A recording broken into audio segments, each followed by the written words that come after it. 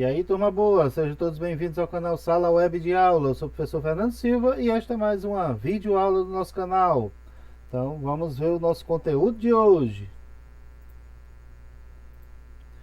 No nosso conteúdo de hoje, nós teremos Ciência sétimo ano, com o tema, temperatura, calor e efeito estufa, parte 2. Serão abordados os seguintes temas, os assuntos: condução térmica e convecção térmica. Com base no conteúdo do capítulo 11, você encontra esse material nas páginas 204 a 207 do seu livro didático. Então vamos aqui para o conteúdo.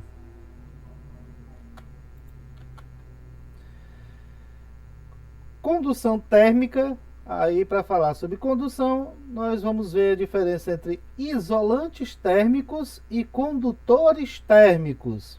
Aqui você tem o nosso exemplo da nossa aula de hoje, certo? Se tivermos dois cubos de ferro, um a 10 graus, o outro a 30 graus, certo?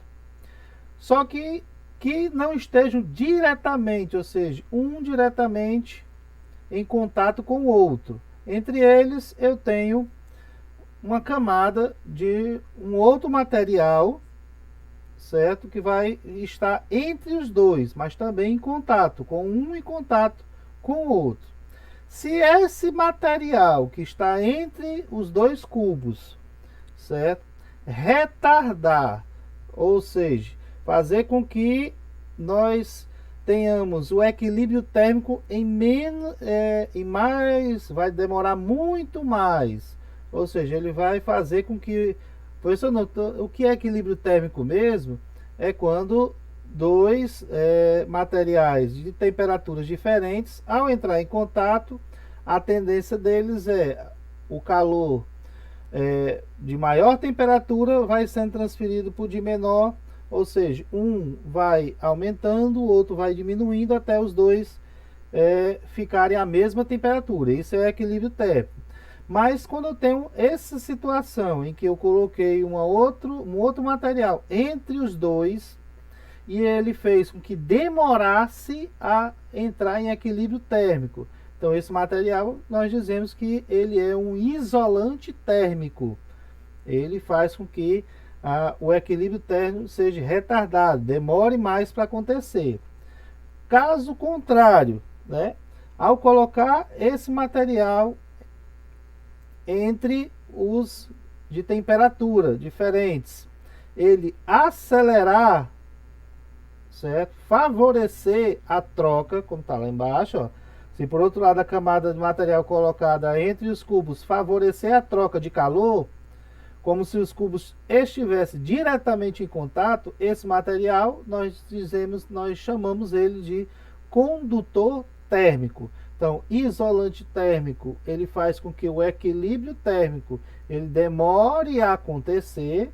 Já o condutor térmico, ele faz com que esse equilíbrio ocorra mais rápido, certo? Então nós temos os isolantes e os condutores térmicos, ok? O conceito de condução térmica, nós temos aqui quando a troca de calor ocorre entre dois corpos em contato direto ou que estejam unidos por um material condutor de calor, o processo é chamado de condução térmica. Então, condução térmica é o processo no qual ocorre a troca de calor entre dois corpos, sejam eles um em contato direto com o outro ou unidos por um material que conduza bem o calor, ok? No processo de condução térmica, não há movimentação de material de um corpo para outro, apenas o calor é transferido, ou seja, transporte de energia. Quando falei energia, calor, ok? No cotidiano, ou seja, no nosso dia a dia, a condução térmica eu posso dar exemplos como, então você tem aqui uma parte de história, desde a pré-história o ser humano observa a natureza e aprende com ela. Os primitivos Perceberam que alguns animais resistem bem ao frio, são revestidos por pelos, né? Como nós temos aí os ursos, as renas, né? Essa observação deve ter inspirado o ser humano pré-histórico a usar pelos de animais para se proteger do frio.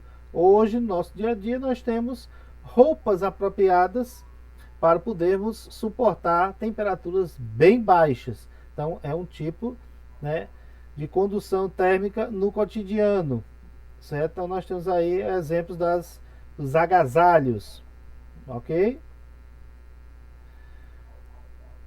Que simbolizam aí os pelos dos animais, a camada de gordura, né, que é o que nos mantém a uma mesma temperatura, a nossa camada de gordura, do chamado tecido adiposo do nosso corpo. Então você tem aqui na próxima página vários outros exemplos do dia a dia, certo? Então você dá uma lidazinha aqui, certo? E vê outros exemplos aí, certo? Convecção térmica. Convecção térmica, nós temos três estados físicos: sólido, líquido e gasoso. Como é que se comporta essa convecção térmica? Aqui a gente vai iniciando com gases, né? Nos gases, nos materiais no estado gasoso, certo? Na foto ao lado vemos um aquecedor de ambientes em funcionamento. Ou seja, do mesmo jeito que eu tenho um ar-condicionado, que vai deixar o ar mais frio, nós temos também um aquecedor, né, para aqueles momentos de mais frio, dos locais mais frios, certo? Para maior eficiência, ele deve ser colocado próximo ao chão, nunca no lugar mais alto, certo? Por quê? Então, o aquecedor deve ficar mais próximo do chão possível, porque o ar quente apresenta tendência de subir. Então, o ar quente, a tendência dele é subir, e o ar frio descer, certo? Então, se eu deixo esse aquecedor mais alto, mais próximo do teto, certo? O ar quente que ele vai proporcionar já vai estar lá em cima. Então, o ar quente não vai descer, a tendência é subir.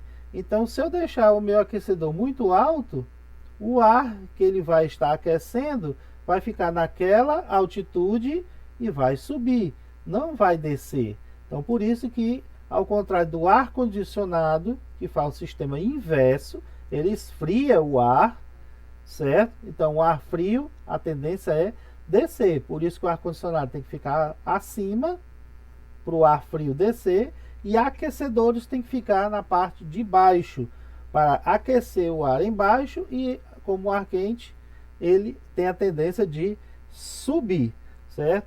Isso favorece a circulação do ar pelo ambiente. Ou seja, nós temos aqui o nosso exemplo, tá aqui o aquecedor, certo? Então o ar frio vai descer, quando ele for aquecido ele vai subir e vai continuar esse ciclo. Chegou lá em cima, ele vai esfriando, e esfriando ele vai descendo, certo? Formando sempre este ciclo. Ar quente sobe, ar frio desce, ok?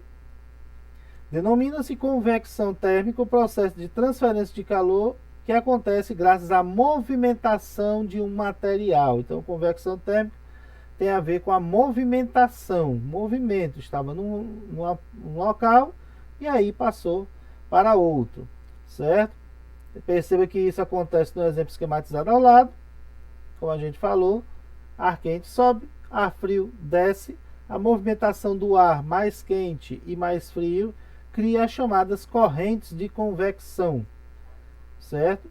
O sistema contrário, ar condicionado, aí ele já fica na parte de cima, mas continua fazendo a mesma corrente de convecção, só que é o contrário. No ar condicionado o ar frio desce, quando ele esquenta embaixo a tendência dele é subir, e aí o ar condicionado esfria novamente e vai formando essa corrente, esse ciclo. Isso nos gases. Nos líquidos, não é só o caso dos gases que pode ocorrer convecção. Com os líquidos também pode, certo? O mesmo procedimento, certo?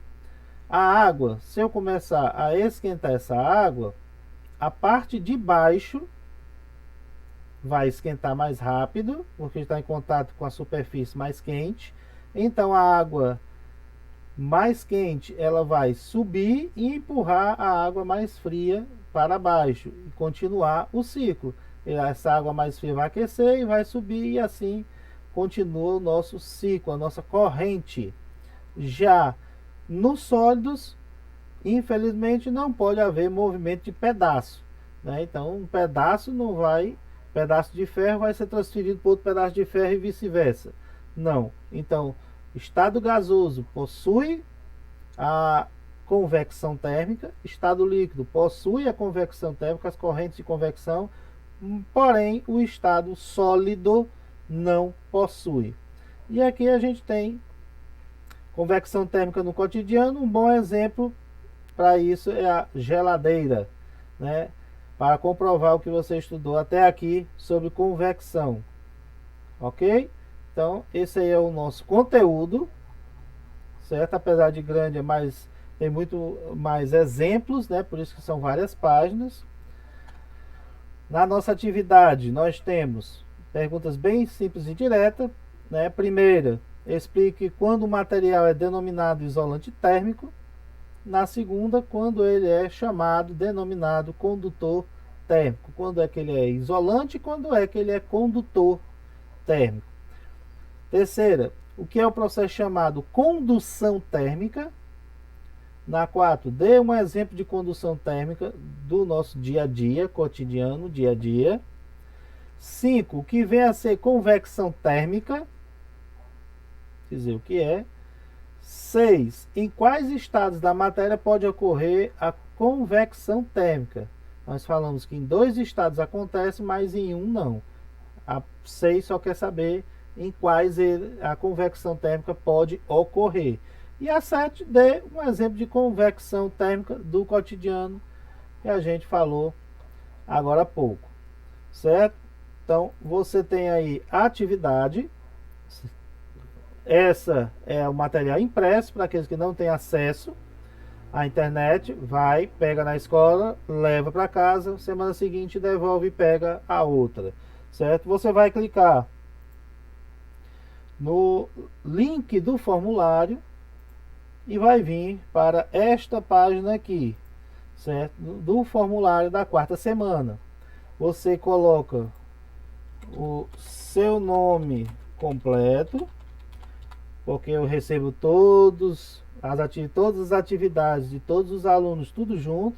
Assinala qual é a sua turma, certo? Se tiver dúvida, tem gente assinalando a turma errada, né? Pensa que está numa turma, está na outra. Qualquer dúvida pode falar comigo, né? Que a gente passa bem direitinho qual é a sua turma verdadeira.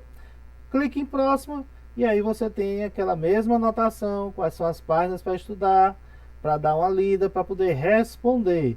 Então você responde todas e clica em enviar. Clicou em enviar, já está valendo, não precisa mais clicar, certo? Ok? Então, essa foi a nossa videoaula de hoje. Deixa aí o seu joinha se você curtiu, né, o nosso conteúdo.